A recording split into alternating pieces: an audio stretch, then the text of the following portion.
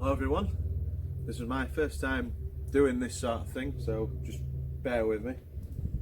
Quick introduction on my 2009 Defender 110 Puma project. Bit about it really. I was getting ready for a few bits for the MOT.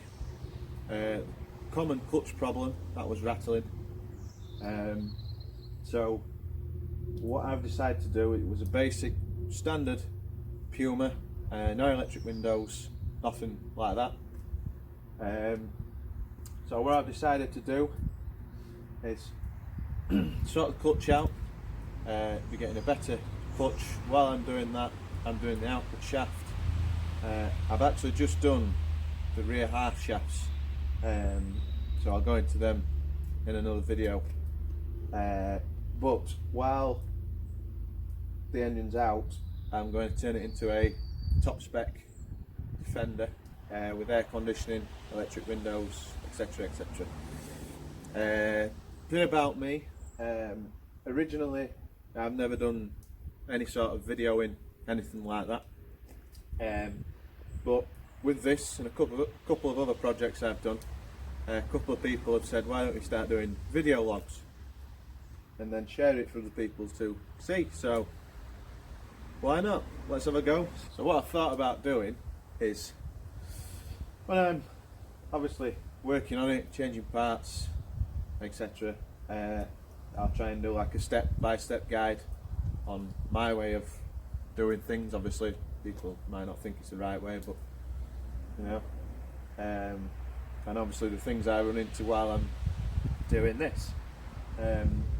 It's got a 2.4 engine, so no DPFs to play with or anything like that. To say project, I'm going to try and do as much as I can, but load as much as I can.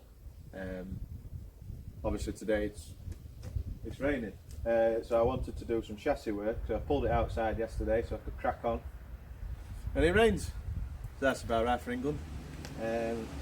So we'll probably start with all the indoor sort of stuff. The engine and gearbox is in the garage. Obviously I've got to transfer all the engine looms over. I've got a genuine wiring loom, air conditioning, top spec, everything for it, so I've got to change that on the engine.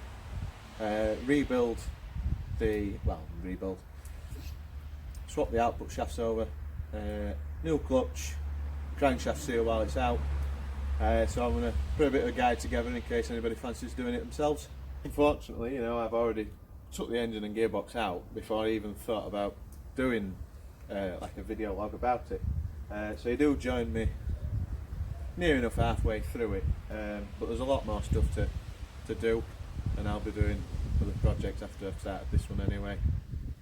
So just saying, bear with me. I'll try and explain best as I can, and hopefully it's a bit of entertainment for you guys anyway.